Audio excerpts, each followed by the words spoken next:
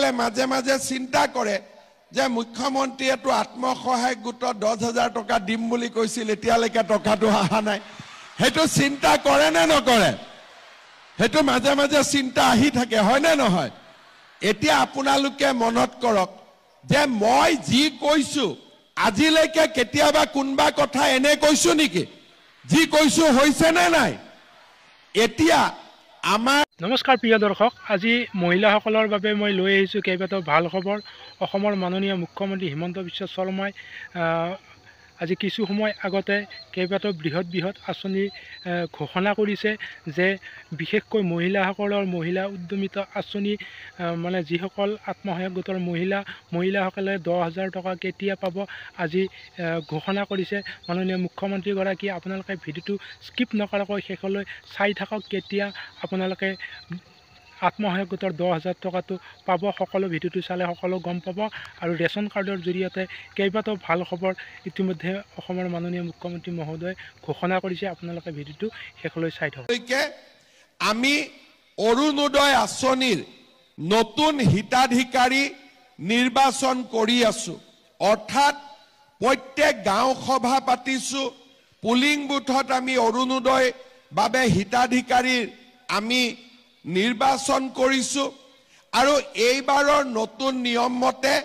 অৰুণোদয় আঁচনি পাবৰ কাৰণে আমাৰ ঘৰত এখন ৰেচন কাৰ্ড থাকিব লাগিব। এতিয়া আজি যিসকলে ৰেচন কাৰ্ড পালে তেওঁলোকে এতিয়া নিজৰ নাম অৰুণোদয় আঁচনিৰ বাবে গাঁও সভাত তেওঁলোকে দিব পাৰিব। যদি ৰেচন কাৰ্ড নাথাকিলেহেঁতেন তেওঁলোকে অৰুণোদয় আঁচনি নাপালেহেঁতেন। সেইকাৰণে আমি ততাতৈয়াকৈ যিসকলৰ ৰেচন কাৰ্ড নাই তেওঁলোকক আমি ৰেচন কাৰ্ড দিয়াৰ ব্যৱস্থা কৰিলোঁ। এতিয়া ৰেচন কাৰ্ডখন পালে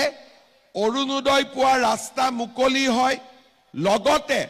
ৰেচন কাৰ্ডখন পোৱাৰ লগে লগে প্ৰধানমন্ত্ৰীৰ আয়ুষ্মান ভাৰত, মুখ্যমন্ত্ৰীৰ আয়ুষ্মান অসম, এই দুটা আঁচনিৰ জৰিয়তে আমি মেডিকেল কলেজ, নাৰ্ছিং হোমত চিকিৎসাৰ বাবে বছৰি 5 লাখ টকালৈকে আমি বিনামূলীয়া চিকিৎসা পাব পাৰোঁ। আমাৰ ঘৰত যদি আয়ুষ্মান ভাৰতৰ কাৰ্ডখন নাই, তথাপিতো হস্পিটালত যদি আমি ৰেচন কাৰ্ডখন দেখুৱাওঁ, ৰেচন কাৰ্ডখন দেখুৱালে বছৰি 5 লাখ টকালৈকে আমি বিনামূলীয়া চিকিৎসা এটা পৰিয়ালে আমি লাভ কৰিব পাৰিম। তাৰ মানে আপোনালোকে চিন্তা কৰক যে আজি আমি অসমত 2,50 লাখ ব্যক্তিক আমি ৰেচন কাৰ্ড দিছো। আৰু সকলোৱে যদি বছৰি 1 লাখ টকাৰো মেডিকেলত ট্ৰিটমেণ্ট কৰে তেতিয়ালে চৰকাৰে কিমান টকা মেডিকেলত দিব লাগিব? 2,500 কোটি টকা। আৰু ৰেচন কাৰ্ডখন হাতত থকা মানে কি যে আপোনালোকে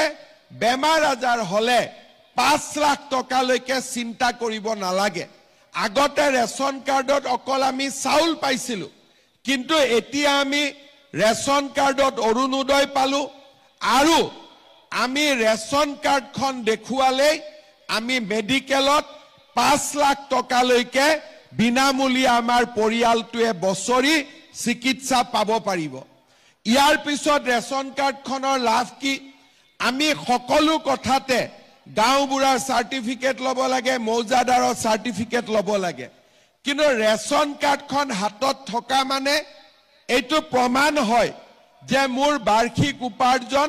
4 লাখ টকাতকৈ কম। এতিয়া বহুত মানুহে অৰুণোদয়ৰ বাবেও গাঁওবুঢ়াৰ চাৰ্টিফিকেট বিচাৰি আছে। মই আপোনালোকক এটাই কথা কৈছো যে অৰুণোদয়ৰ কাৰণে গাঁওবুঢ়া মৌজাদাৰৰ কোনো চাৰ্টিফিকেট নালাগে, মাত্ৰ ৰেচন কাৰ্ডখন দেখুৱালেই হ'ব। কোনোবা জাগাত চাৰ্টিফিকেটৰ নামত 30 টকা লয়, 50 টকা লয়, 100 টকা লয়। এইবিলাক মই ভাল নাপাওঁ। আৰু সেইকাৰণে আজিৰ সভাতে মই কৈ দিছো যে ৰেচন কাৰ্ড থাকিলে কোনো গাঁওবুঢ়াৰ আমাক চাৰ্টিফিকেট নালাগে, কোনো মৌজাদাৰৰ আমাক ইনকাম চাৰ্টিফিকেট নালাগে। এতিয়া খুজি আছিল নেকি ইয়াতে? আজিৰ পৰা আপোনালোকক নালাগে তেনেকেই পাব ইয়াৰ পিছত ৰেচন কাৰ্ডখন থাকিলে কি লাভ হয় আপোনালোকে জানে যে প্ৰত্যেক বছৰ আমি লৰা ছোৱালী কলেজত বিনামূলীয়া এডমিশন দিও এতিয়া বিনামূলীয়া এডমিশন দিয়াৰ কাৰণেও কলেজে কয় যে এখন ইনকাম সাৰ্টিফিকেট লৈ আহক এতিয়া আমি কলেজ বিলাকক কৈ দিছো যে ৰেচন কাৰ্ডে লাষ্ট সাৰ্টিফিকেট ইয়াৰ ওপৰত আৰু একো সাৰ্টিফিকেট নালাগে ৰেচন কাৰ্ডখন দেখুৱালে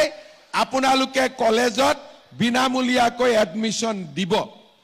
এতিয়া মই আৰু এটা কথা ক'ব খুজিছো এটো নতুন ৰেচন কাৰ্ডত প্ৰধানমন্ত্ৰী মোদী ডাঙৰীয়াই আমাক 5 কেজি কৈ বিনামূলীয়া চাউল দিয়ে আমি প্ৰত্যেক বছৰ প্ৰত্যেক মাহত আমি 5 কেজি চাউল বিনামূলীয়াকৈ পাম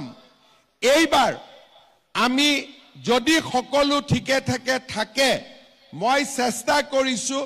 যে বিনামূলীয়াকৈ নহলেও বিনামূলীয়া দিবৰ কাৰণে ইমান টকা মোৰ লগত নাই কিন্তু বিনামূলীয়াকৈ নহলেও ৰেচন কাৰ্ডত দালি আৰু চেনি আমি সুলভ মূল্য দিয়াৰ বাবে ব্যৱস্থা লম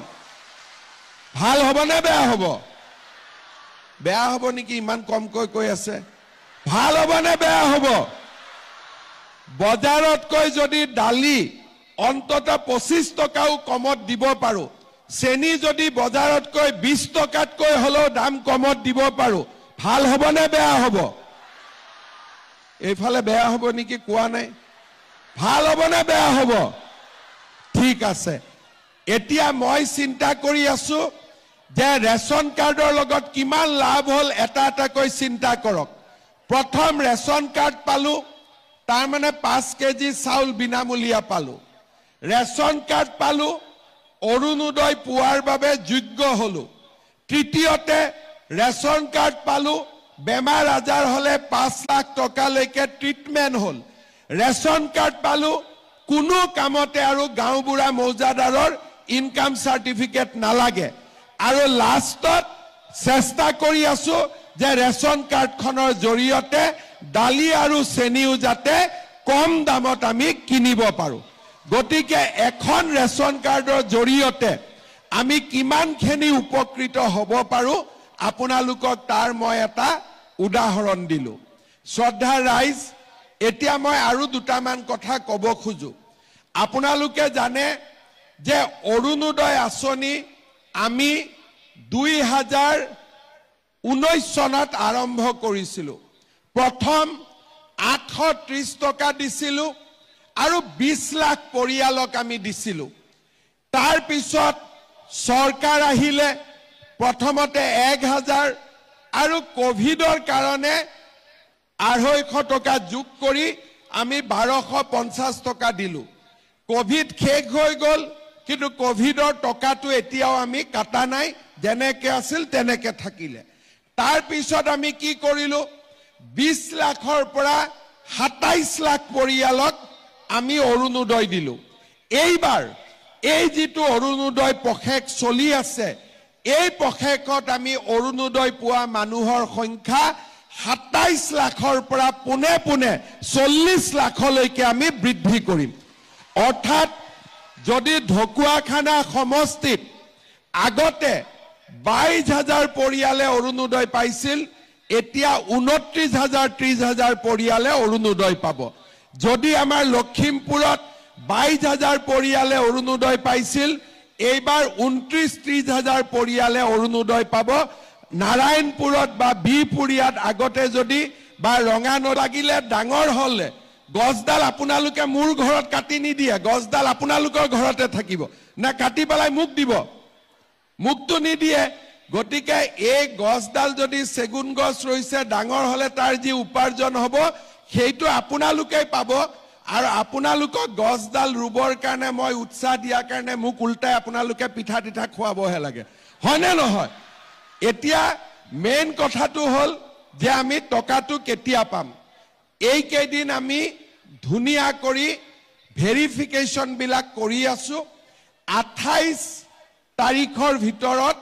আমাৰ ভেৰিফিকেশন বিলাক কমপ্লিট হৈ যাব ভেৰিফিকেশন কমপ্লিট হোৱাৰ পিছত আমি মহিলাসকল যিসকল ইয়াৰ নিৰ্বাচিত হ'ল তেওঁলোকৰ আমি তালিকাখন দিম তালিকাখন দিয়াৰ পিছত আপোনালোকক আমি 3 দিনৰ ট্ৰেইনিং দিম কিয় ট্ৰেইনিং দিম এই কথাটো বুজি লওক 10,000 টকাটো শেষ নহয় 10,000 টকাটো আৰম্ভণি আমাৰ উদ্দেশ্য হ'ল যে এই 10,000 টকাটো ভাল কৰি যদি আপোনালোকে খৰচ কৰে পিছত আমি আপোনালোকক আৰু নতুন আঁচনি আৰু বেংকৰ লগত আপোনালোকক আমি সম্পৰ্ক কৰি দিম যাতে মোটামুটি 2-2.5 বছৰৰ ভিতৰত চৰকাৰৰ পৰা আপোনালোকে আৰু বেংকৰ পৰা মিলি 1 লাখ টকা কৰি আপোনালোকে পাব পাৰে কিন্তু যদি কোনোবাই 10,000 টকা পালে আৰু গিৰিয়াকে টকাটো লৈ গ'ল তেতিয়া ইটোটো আৰু আগনাবাঢ়িব সেই কাৰণে এটা 3 দিনৰ ট্ৰেইনিং কৰি টকাটো আমাৰ আঁচনিখন কি কেনেকৈ আগবাঢ়িব লাগিব আমি বুজাই দিম আৰু তাৰ পিছত এনেকৈ মিটিং পাতি আপোনালোকক মই আহি টকাটো দি দিম টকাটোতো 100% পাবই খালি অকণমান অপেক্ষা কৰক অপেক্ষাৰ ফলটো মিঠা হয় না নহয় আৰু মহিলাসকলে নিজে গম পায় আমি আপোনালোকে যেতিয়া আমাক জন্ম দিছিল এদিনতে জন্ম দিছিল নে 10 মাহ 10 দিন পেটত ৰাখি জন্ম দিছিলে নে এদিনতে জন্ম দিছিলে অকণমান ধৈৰ্য সকলোতে লাগে